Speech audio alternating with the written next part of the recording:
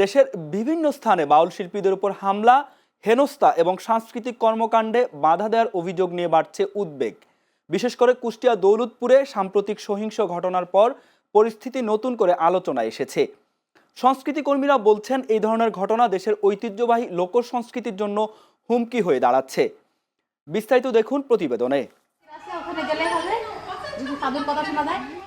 বাংলার হাজার বছরের ঐতিহ্যের অংশ বাউল গান, আর সেই ধারার অন্যতম প্রবর্তক লালন ফকিরের অনুসারীরা দীর্ঘদিন ধরেই দিচ্ছেন মানবতা ও সাম্যের বার্তা। তবে সাম্প্রতিক সময়ে দেশের বিভিন্ন এলাকায় বাউল শিল্পীদের উপরে হামলা, অনুষ্ঠান বন্ধ করে দেওয়া এবং সামাজিকভাবে হেনস্থার অভিযোগ উঠেছে। সম্প্রতি কুষ্টিয়ার দৌলতপুরে একটি দরবার শরীফে হামলা, ভাঙচুর এবং অগ্নিসংযোগের ঘটনা ঘটে।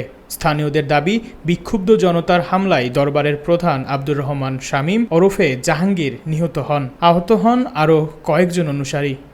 ওই লোক মারা যাওয়ার পরের থেকে তো আমরা আতঙ্কেই ছিলাম। আসলে আতঙ্ক, অনেক ভয় পাচ্ছিলাম। আসলে আমার বাবা তেমন মানুষ না, সে তো অনেক ভালো মানুষ। মব সৃষ্টিকারীরা উস্কানি দিয়ে, উস্কানিমূলক ছবি সেট করে তো এরকম ঘটনা ঘটিয়ে ওনাকে শুদ্ধ বলি তৈরি করেছে। তো এই ঘটনার আমি তীব্র নিন্দা জানাই, প্রতিবাদ জানাই। ঘটনার পর থেকেই এলাকায় বিরাজ করছে থমথমে পরিস্থিতি এবং বাড়তি উত্তেজনা। তাছাড়া স্থানীয় বাউল শিল্পী শফি মণ্ডলের বাড়িতে জোরদার করা হয়েছে পুলিশি নিরাপত্তা। যারা আইডিতে লিখেছিল যে এই হামলার পরবর্তী হামলা হবে শফি মণ্ডলের বাড়িতে, এটা আইডিও আমি পড়েছি ফেসবুকে। এই কারণে সরকার নিজ দায়িত্বেই আমার আখড়া বাড়িটা পুলিশ দিয়ে বেষ্টনী দিয়েছে। বিভিন্ন পরিবেশেই তিনি যান, তো তার এই যে অবাধ বিচরণটা আরো বেশি উন্মুক্ত হোক, একটা ছবি নিয়ে ইস্যু করে কোনো কিছুকে বাধা না পড়ুক, আমরা সেই নিরাপত্তাটুকু চাই।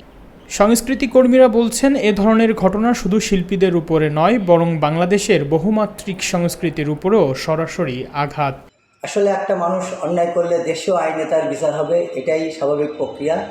কিন্তু মব সৃষ্টি করে মানুষ হত্যা, এটা সম্পূর্ণ মানবাধিকার বিরোধী।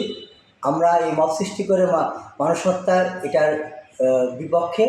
আমরা চাই যে অন্যায় করুক তাকে আইনের মাধ্যমে বিচার করা হয়। মানবাধিকার সংগঠনগুলো বলছে, দেশের সহনশীলতা বজায় রেখে বাউল ও লোকসঙ্গীত চর্চা, নিরাপত্তা পরিবেশ নিশ্চিত করা জরুরি। তাছাড়া আইনশৃঙ্খলা বাহিনীকে আরও কঠোর ভূমিকা নেওয়ার আহ্বান জানিয়েছেন।